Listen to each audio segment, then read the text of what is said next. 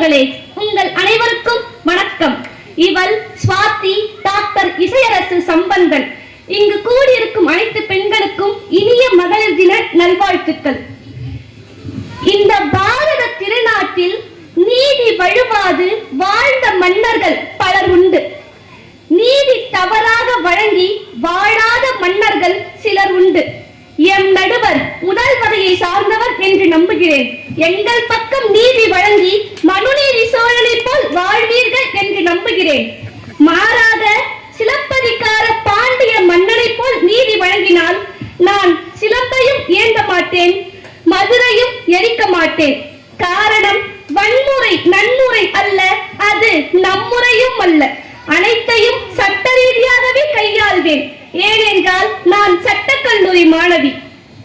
எதிரே இருக்கும் அணியினர் எனக்கு எதிரி அணியினர் அல்ல, எதிரணியினர் மட்டுமே. சுதந்திரமாக இருப்பதாக பேச வந்துள்ளார்கள். அதில் கூட அவங்க 3 பேர் தான் இருக்காங்க. எங்க சைடு 4 பேர் இருக்கும். சுதந்திரம் அடைஞ்சிட்டான்னு சொல்றதுக்கு 3 பேர், அடையலாம் சொல்றதுக்கு 4 பேர் இருக்கும். உள்ளபடியாகவே அவர்கள் உள்ளத்தை தொட்டு சொல்ல வேண்டும். இந்த மேடைக்கு பேச வருவதற்கு முன் எத்தனை பேரிடம் அனுமதி பெற்று வந்திருப்பீர்கள்? திருமணமானவர்கள் கணவனிடமும் மாமியாரிடமும் அனுமதி பெற்று வந்திருப்பீர்கள். திருமணமாகாதவர்கள் தந்தையிடமும் அண்ணனிடமும் அனுமதி பெற்று வந்திருப்பீர்கள். எங்கே உங்கள் சுதந்திரம்? இப்போது கூட உங்கள் எண்ண ஓட்டங்கள் இந்த மேடையை பற்றி இருக்காது, வீட்டை சுற்றியேதான் இருக்கும். ஏனென்றால் பெண்களின் அன்றாட கடமைகள் உங்களை தொற்றிக் கொண்டிருக்கும். காலையில் குழந்தைகளை பள்ளிக்கு அனுப்புவது, கணவனை வேலைக்கு அனுப்புவது, மாமியார் மாமனார் நாத்தனாருக்கு பணிவிடை செய்வது. எங்கே உங்கள் சுதந்திரம்?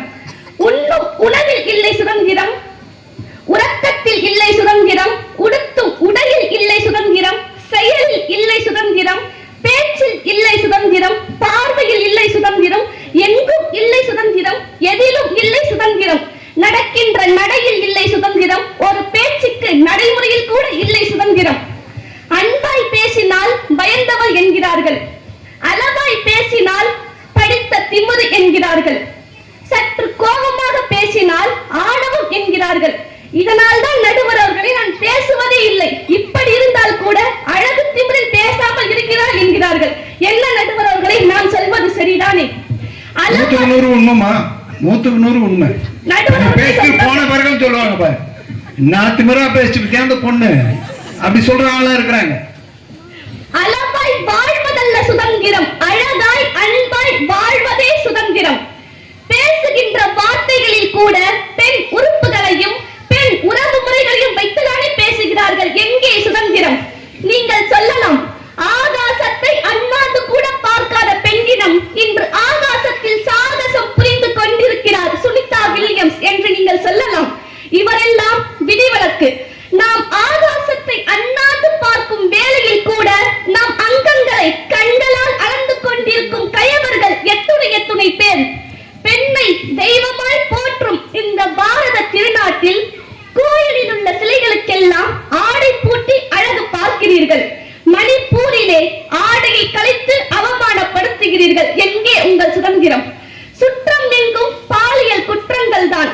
பால்வாடி குழந்தை முதல் பாடையில் போகும் பாட்டி வரை எங்கு பார்த்தாலும் பாலியல் வன்கொடுமைகள் தான். ஒலிம்பிக்கில் பதக்கம் வென்ற பலம் பொருந்திய வீராங்கனைகள் கூட பலவந்தப்படுத்தப்படுகிறார்கள்.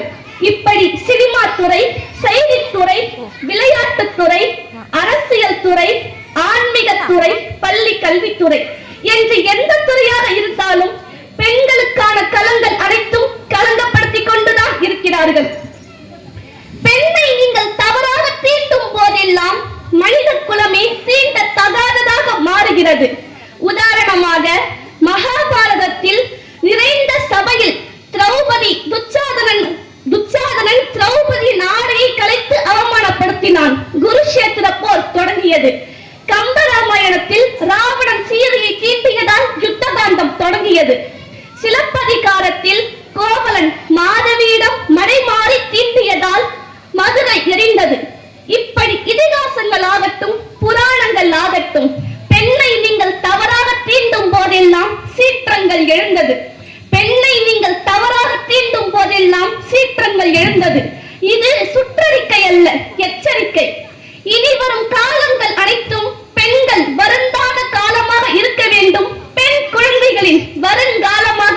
வேண்டும். இறைவன் கூட தன் இறைவியை போற்றியதால் தான் போற்றத்தக்கவனானார்கள். இப்படிதான் சிவன் இடபாகம் உமையவனுக்கு அளித்தார். திருமால் இருதய கமலத்தில் லட்சுமியை அமர்த்தினார். பிரம்மன் தனது வாக்கினில் சரஸ்வதியை வைத்தார். இதே போல் ஒவ்வொரு ஆணும் இந்த மகளிர் தினத்தில் சூளுரைப்போம், பெண்களுக்கு பாதுகாப்பாக இருப்போம் என்று, பெண்களுக்கு சுதந்திரம் அளிப்போம் என்று. நடுவர் அவர்களே, பாண்டிய மன்னன் செய்த தவறை நீங்கள் செய்து விடாதீர்கள். நீதியை எங்கள் பக்கம் வழங்குவீர்கள் என்ற நம்பிக்கையில் இடம் அமர்கிறேன்.